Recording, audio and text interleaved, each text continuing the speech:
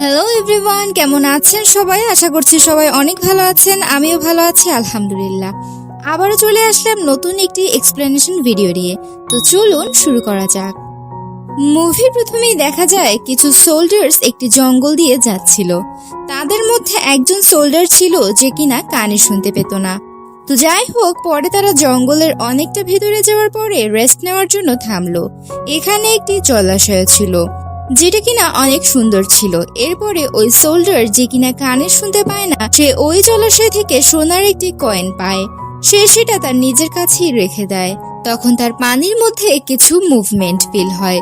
এরপরে আমরা পানির মধ্যে একটি মেয়েকে দেখতে পাই যাকে বলা হয় সাইরেন উইচ। ওই সময় সাইরেন উইচ বাইরে এসে যায়।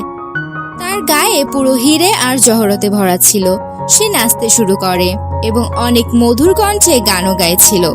এর আওয়াজ এতটাই মধুর ছিল যে সবাই তার আওয়াজ শুনে তার প্রতি আকর্ষণ অনুভব করছিল। সবাই তার প্রতি বশীভূত হয়ে গেছিল, তাকে হাসিল করতে চাচ্ছিল। তাই তারা জলাশয়ের দিকে ছুটছিল। সাইরেন উইচ আরো জোরে চিৎকার করতে শুরু করে। সব সোল্ডাররা নিজের উপরে কন্ট্রোল হারিয়ে ফেলে এবং অ্যাগ্রেসিভ হয়ে একে অপরকে মারতে শুরু করে।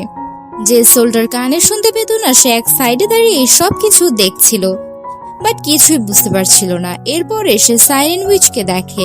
সে সাইরেন উইচকে দেখে অনেক ভয় পেয়ে যায়। ওদিকে সব সোল্ডাররা একে অপরকে মেরে পানিতে ডুবে যায়।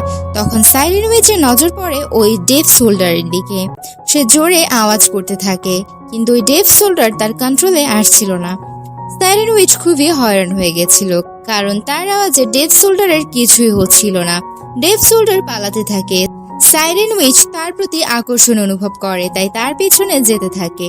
পালাতে পালাতে ডেভ সোল্ডার অনেকটা টায়ার্ড হয়ে পড়ে, তাই সে একটা জায়গায় বিশ্রাম নেয়।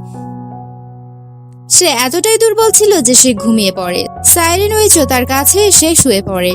সোল্ডার কিছুই টের পায় না। পরে যখন তার ঘুম ভাঙে তখন তার গায়ের উপরে কারোর হাত অনুভব করে। পরে দেখে এটি সাইরেন উইচের হাত। তার নজর পড়ে সাইরেন উইচের গায়ে থাকা হীরা জহরতের উপরে। সে লোভে পড়ে যায় এবং তা হাসিল করতে চায়। সাইরেন উইচ চোখ খোলে আর সেখান থেকে চলে যেতে শুরু করে। সোল্ডার তখন তার হাত ধরে। তার হাতে কিছু হিরে চলে আসে। সে সাইরেন উইচের পিছু করতে থাকে এবং দুজনে একটি পানির উৎসের কাছে পৌঁছে যায়। ওখানে পৌঁছে সাইরেন উইচ ডেভ সোল্ডারকে কিস করতে থাকে। যেহেতু সাইরেন উইচের ঠোঁটে জহরত লাগানো ছিল, সোল্ডারের মুখে রক্ত আসা শুরু করে। কিন্তু যেহেতু সোল্ডার লোভে পড়েছিল, সে কিস করতে থাকে। সাইরেন উইচ সোল্ডারের গা ঘেঁষে ডান্স করছিল। এক পর্যায়ে সোল্ডার সাইরেন উইচের মাথায় পাথর দিয়ে আঘাত করে এবং তাকে অজ্ঞান করে দেয়। তার গা থেকে সব হিরে জহরত একটি কাপড়ের উপরে সে জমা করে। সাইরেন উইচের বডি থেকে ব্লাড বের হচ্ছিল, কিন্তু সোল্ডার থামছিল না। এরপরে উইচের বডি রেখে ওখান থেকে সব গয়নাগাটি নিয়ে সে পালাচ্ছিল। সাইরেন উইচের বডি পানির নিচে চলে যায় এবং পানিতে তার রক্ত মিশে যায়। ওদিকে সোল্ডার ওই সব হিরে জহরত নিয়ে পালাচ্ছিল। যেতে যেতে তার অনেক কষ্ট হয়ে যাচ্ছিল, কারণ ওগুলোর ওজন অনেক ছিল। এবং সামনে একটি পানির উৎস সে দেখতে পায় এবং সেখানে গিয়ে পানি পান করে, যে পানিতে আগে থেকে সাইরেন উইচের রক্ত মিশেছিল। পানি পান করার পর সে আজব কিছু অনুভব করে।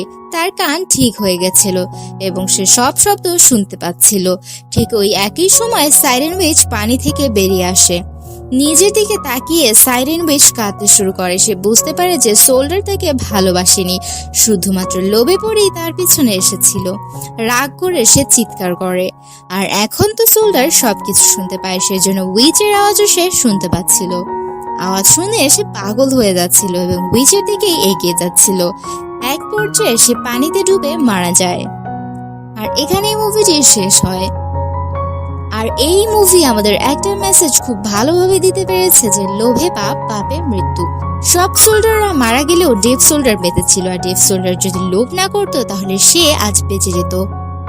আপনাদের কাছে ভিডিওটি কেমন লেগেছে কমেন্ট করে জানাতে ভুলবেন না, আর আমার চ্যানেলটি সাবস্ক্রাইবও করবেন। Thanks for watching.